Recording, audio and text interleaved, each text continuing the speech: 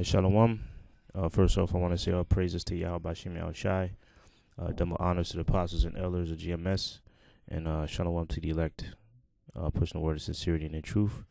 My name is Nazar Khat. This is GMS Precepts, and the show I'm going to get into today is referring to knowledge, okay, and how it's given to you by the Most High. All right. Now, as you can see, I have the scripture in 1 Corinthians 3rd chapter pulled up, and I'll just get right into it. It says, this is 1 Corinthians 3:6. It says, I have planted, Apollos watered, but the Most High gave the increase. Okay, and it continues. It says, so then neither is he that planteth anything, neither he that watereth, but the Most High that giveth the increase. Right. So it's saying that, if somebody, basically, if it's up to the Most High for you to get the understanding, that the power or the ability to understand the scriptures or this secret, because the scriptures, the truth and the meaning behind all these scriptures is a secret. Okay, the masses of people do not understand or can't understand the truth of the Bible and what these scriptures really mean. So that ability to be able to understand these scriptures, that comes from the Most High. All right. You can be told the same thing and not understand it. Like you can have 10 people get told certain information, but maybe only 2 understand the scriptures or 2 understand the true meaning. Just to give you an analogy of this truth. So it's the Most High that does that. It's the Most High that opens up your mind for you to understand it. Matter of fact, I just thought of another scripture. Let me get that in Matthew's 13th chapter, which is another example when the Lord was speaking to the multitude of the people and they didn't understand it. Okay, and the Lord broke it down. This is Matthew's 13 and 9. It says, "Who hath ears to hear, let him hear." Okay, it says, and that's spiritual in itself right there. Who has ears to hear, let him hear. Everybody on the planet Earth is born with ears. Okay, so what does he mean? He that hath ears to hear, let him hear. Hear that is able to understand what I'm about to say. They will be the ones to hear. Okay. All right. So that one line is spiritual in itself. It says, verse 10, and the disciples came and said unto him, why speakest unto them in parables? Meaning the masses. This is when he was speaking to the multitude. Disciples asked the Lord, why are you speaking to them in such deep, dark sayings? And then the Lord answered him. He said in verse 11, he answered and said unto them, because it is given unto you to know the mysteries, right, of the kingdom of heaven. Because this gospel, these scriptures, okay, these precepts are mysteries, man. All right, the Lord made these scriptures a mystery and a stumbling block to the masses, where the majority of the people on the planet Earth will not understand it, man. Right? So he said, look, it's given unto you to know the mysteries of the kingdom of heaven, but to them it is not given. All right? So the ones that can't understand this, it's not given to them to understand. I'm going to go to another scripture, one of my favorites. This is 2 Corinthians, the 4th chapter, man. This is why we don't get all bent out of shape when, even though we do. We get all, when we see our people don't understand it, we get upset, but really we shouldn't get upset. You know what I mean? Okay. To 2 Corinthians 4:3, because it's a reason why they don't understand it, man. All right. But it's hard because you get emotional and sometimes you do still get upset when our people just don't understand it. But really, that's how it is, man. All right. This is 2 Corinthians 4:3. It says, but if our gospel be hid, it is hid to them that are lost. Okay. So the ones that can't understand this, that's basically their lot, man. They're not gonna be able to understand it because the Most High didn't open up their mind or their spirit to receive it. Okay, all right. That was a point, but I can continue. Verse 4, it says, "In whom the God of this world hath blinded the minds of them which believe not." So the God of this world is a so-called white man. Okay, the God of this world is Esau, and he blinded the minds of them which believe not with all his false religion and false philosophy. Okay, that's how he blinded the minds of the people, man. All right, because Esau, the wicked, that the Satan, has earned the title or his name, the devil, man, because they're the biggest lies on the planet Earth. When you go into the word devil, it goes into the Greek word diablos, which means deceiver or slanderer. There's no other race of people that's been more deceiving to the whole world than the so-called white man, all right? Than Esau, Edom, the people of Edom. It says, "Hath blinded the minds of them which believe not, lest the light of the glorious gospel of Yahawashi, who is in the image of the Most High, should shine onto them." That light is referring to the truth, man. That light of the glorious gospel should shine onto them. Shine onto who? Shine onto the people of Israel, or shine onto anybody. Really, that light, that knowledge is for the people of Israel. Okay, but the masses still can't understand it. All right. So let me go back to Corinthians again. It says, 1 Corinthians 3:6. I'll read again. It says, "I have planted, Apollos watered, but the Most High gave the increase," meaning it's the Most High that gives you the understanding. So then neither is he that planteth anything, neither he that watereth, but the Most High that gave the increase. That's right. It's like if you plant a seed, you dig up the dirt, you put the seed in there, you cover with dirt, okay, and then you water it. That doesn't mean it's gonna grow. The Most High can just not have that seed grow, or it could just grow and wither away. Okay, but it's the Most High. Basically, it's the Most High that grants life and death, and it's the Most High that gives you knowledge, and the Most High that also takes it away from you. Okay, so what else I got? Also, in order to, matter of fact, let me get this first before I get going to that. This is 2 Peter 3:1. "This second epistle, beloved, I now write unto you." 2 Peter 3:1. It says, "This second epistle, beloved, I now write unto you, in both which I stir up your pure minds by way of remembrance." Okay? All right? So that's what's going on right now. The Most High is stirring up our minds. I believe, let me go into the word remember, because I believe it means, let me not guess, okay? Let me remember, reminding, remembrance. Basically, to remember. Let me look it up in, I know I got the etymology up here somewhere. Bear with me. Do I got an etymology up in here? Let me go into the word remember. Oh, you know what? I'm thinking of the word education. That's what I'm thinking about. But let me go into the word remember. Excuse me.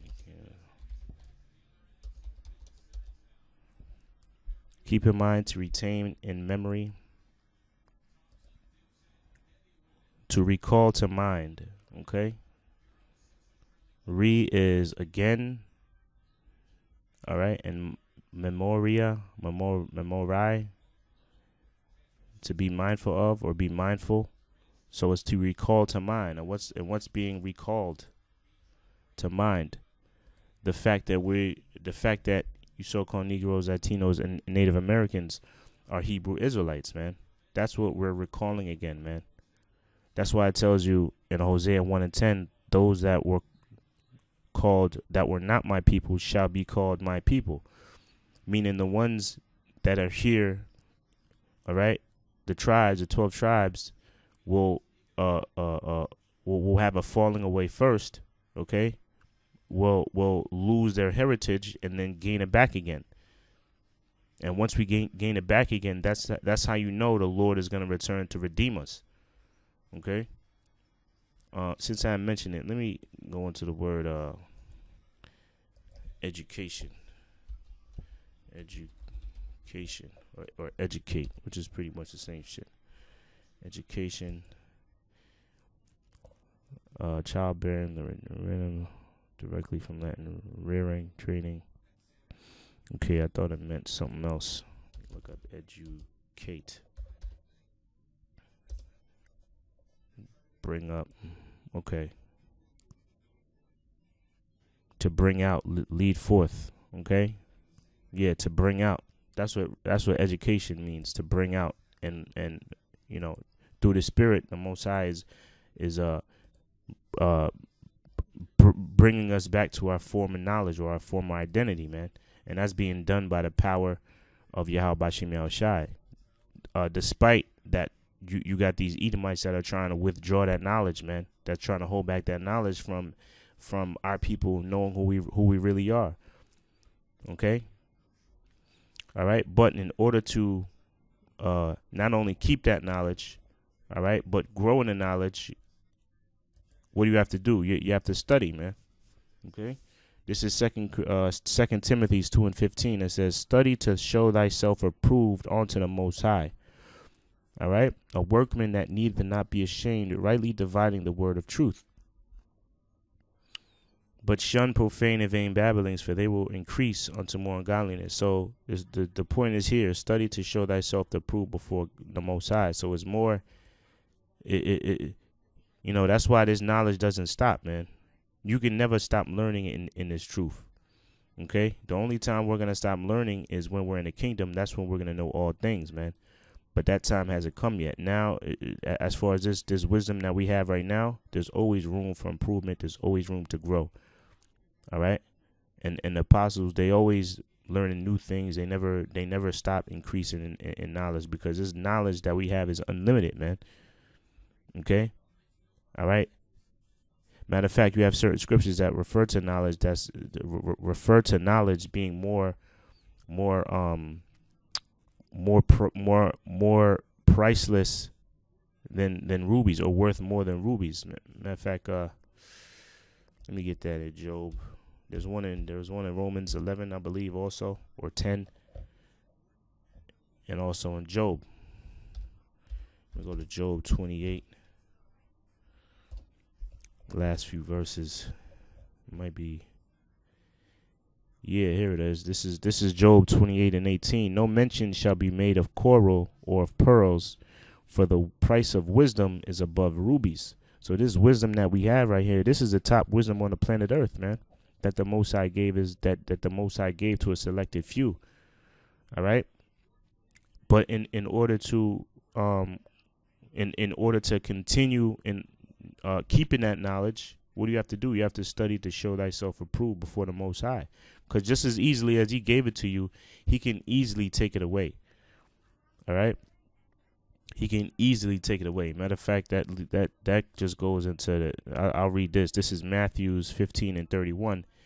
It says, "Insomuch that the multitude wondered when they saw the dumb to speak, the maimed to behold, and the lame to walk, and the blind to see, and they glorified the Most High of Israel." Right? Because the Lord, it's up to the Lord. The Lord can have anybody increase in knowledge, man. Okay? He can have a retard understand the scriptures, man, and a college educated person not understand it. All right? Knowledge is straight from the Most High. Knowledge comes from the Most High, man. And it says, and the Lord made the dumb to speak. That was part of the Lord's miracles. He cured. Why? Because that's all a demon. Now, when it says the dumb to speak, I believe it's basically somebody that was. Let me look at the blue letter. Dumb to speak. It says dumb. Greek word kophos. It says blunted, dull, lamed or in tongue, blunted, dull, deaf. So maybe it was just somebody that couldn't talk, but that still goes into my point as far as the Most High. He can have somebody that couldn't speak before speak. So how much more can he increase somebody's knowledge that didn't have it before? Okay. So that's nothing. That's nothing according to the Most High, man. You know. All right. But in order to retain that knowledge, you have to continue in your studying, man. All right.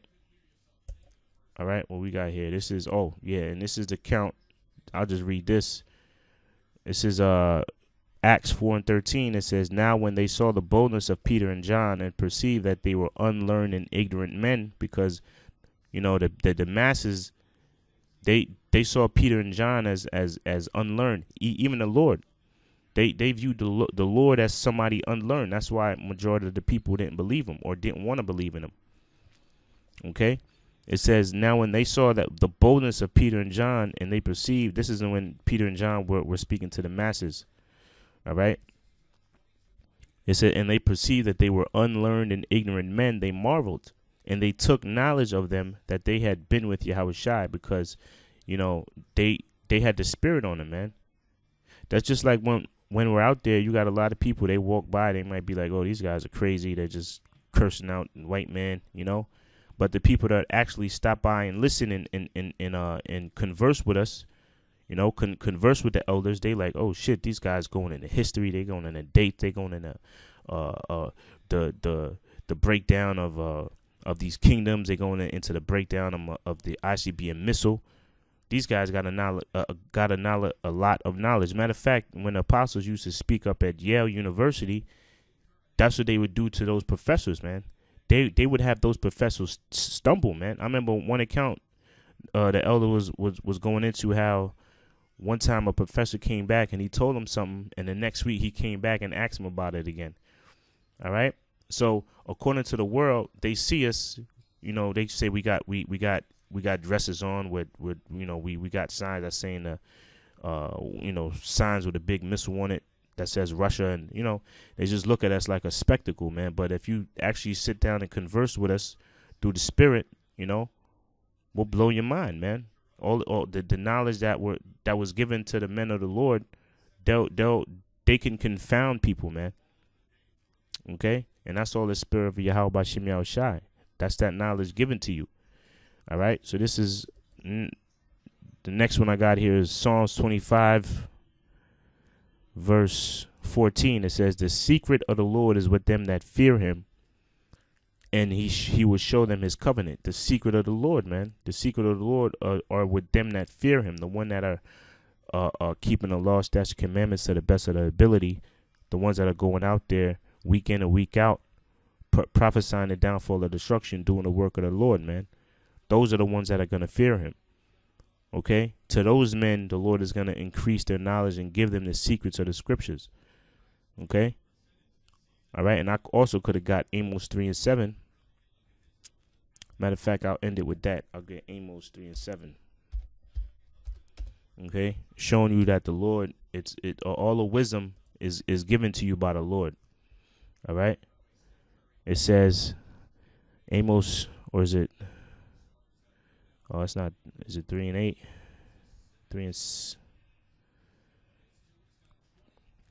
Which one is it? Is it 5 and? Secret of the Lord, man. Where is it? 3:7. Surely. Oh yeah, it was right in front of my face. Amos 3:7. "Surely the Lord power will do nothing, but he revealeth his secret." Fucking thing's not working. "His secret unto his servants, the prophets," man. Okay? So it's the Most High that's going to give his men the knowledge, wisdom, and understanding of these latter times that we're living in. All right? And through the works, through their fruit, you can see that it's the Lord is dealing with the men of GMS, starting with the apostles all the way down. Okay? That's evident, man. And even though you scoffers and all other camps don't want to admit it, you watch the apostles of GMS. Okay? All right, so I guess that's that with that. Until the next show, the knowledge, wisdom, and understanding of these scriptures, okay, and these prophecies, all right, that knowledge and wisdom is given to men here on earth via the Most High. Okay? All right, so until the next show, shalawam.